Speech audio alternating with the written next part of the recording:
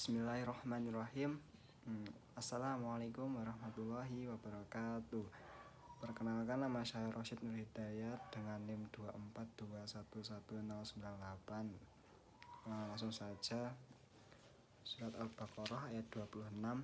A'udzu billahi minasyaitonir rajim.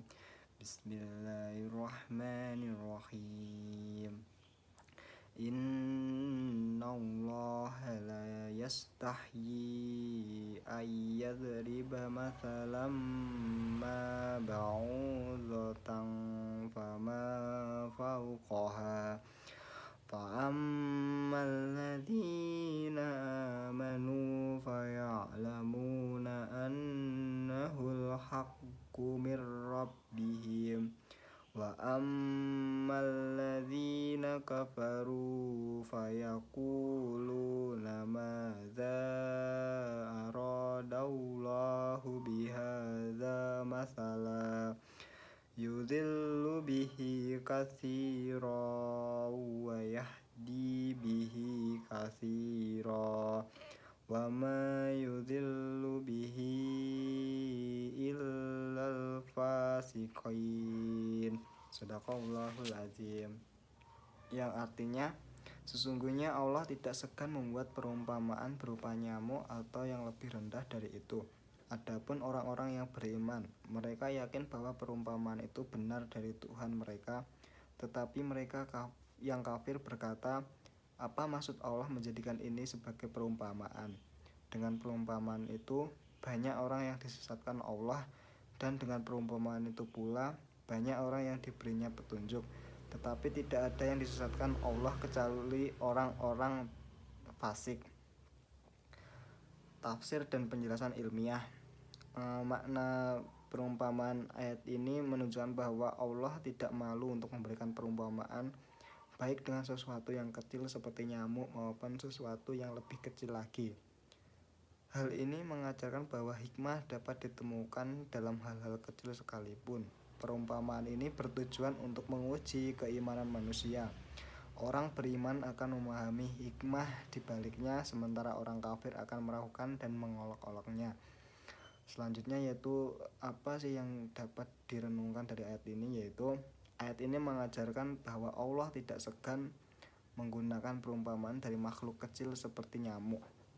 Ini mengingatkan kita untuk tidak meremehkan hal-hal kecil dalam hidup, karena seringkali hikmah dan pelajaran yang berharga dapat ditemukan di dalamnya. Hal ini juga menunjukkan bahwa segala ciptaan Allah, sekecil apapun, memiliki makna dan tujuan yang lebih besar. Selanjutnya Al-Baqarah ayat 260. A'udzu billahi minasyaitonir rajim. Bismillahirrahmanirrahim. Wa idz qala Ibrahimu rabbi arini kaifa tuhyil maut qala awalam tu'min qala bala walakin liyatma'inna qalbi qala fakhudh arba'atam minat tayri fasurhunna ilaika summa ij'al ala kulli jabalin minhunna juz'an summa da'uhunna ya'tinaka sa'ya wa'lam annallaha azizun hakim. Shadaqallahul azim. Yang artinya, dan ingatlah ketika Ibrahim berkata, ya Tuhanku, perlihatkanlah kepada bagaimana engkau menghidupkan orang-orang mati. Allah berfirman, belum yakinkah kamu? Ibrahim menjawab, aku telah meyakininya, akan tetapi agar hatiku tetap mantap dengan imanku. Allah berfirman, kalau begitu ambillah 4 ekor burung, lalu cincanglah semuanya olehmu. Allah memerintahkan, letakkanlah bagian-bagian burung itu di atas tiap-tiap bukit, kemudian panggillah mereka, niscaya mereka datang kepadamu dengan segera, dan ketahuilah bahwa Allah Maha Perkasa lagi Maha Bijaksana. ulasan ilmiah, yaitu ayat ini memberikan wawasan tentang sifat kematian dan kehidupan dari perspektif ilahi. Secara ilmiah, ini dapat dihubungkan dengan pemahaman modern tentang siklus hidup sel dan organisme, di mana kematian dan regenerasi adalah bagian integral dari proses kehidupan.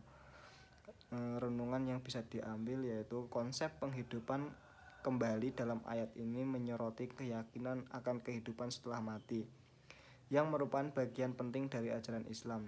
Ini mendorong kita untuk memikirkan tujuan hidup kita di dunia ini dan persiapan kita untuk kehidupan di akhirat. Selanjutnya surat Al-Imran ayat 27. A'udzu billahi minasyaitonir rajim. Bismillahirrahmanirrahim. Walladzi anzala 'alaikal kitaba minhu ayatum muhkamatun hunna ummul kitabi wa ukharu mutasyabihat. Fa ammal ladzina fi qulubihim zaygun fayattabi'una ma tasyabaha minhu ibtigha'al fitnati wa ibtigha'a ta'wilih wa ma ya'lamu ta'wilahu illallah. Warrasikhuna fil ilmi yaquluna amanna bihi kullum min 'indi rabbin wa ma yadhakkaru illa ulul albab. Shadaqallahul adzim. Yang artinya, Dialah yang menurunkan kitab Al-Quran kepadamu. Di dalamnya terdapat ayat-ayat yang muhkamat, jelas, dan ayat-ayat yang mutasyabihat, samar. Adapun orang-orang yang dalam hati mereka condong kepada kesesatan, mereka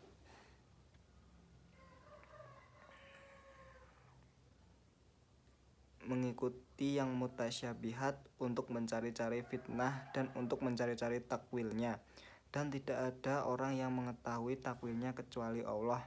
Dan orang-orang yang mendalam ilmunya berkata, kami beriman kepadanya, semuanya dari sisi Tuhan kami, dan tidak ingat kecuali orang-orang yang berakal. Ulasan ilmiahnya yaitu Surat Al-Imran ayat 7 membahas tentang dua jenis ayat dalam Al-Quran, yaitu muhkamat, ayat yang jelas dan tegas, dan mutasyabihat, ayat yang memiliki makna ambigu atau multi-interpretasi. Muhkamat adalah ayat-ayat yang memiliki makna jelas menjadi dasar hukum dan mudah dipahami tanpa memerlukan takwil mendalam.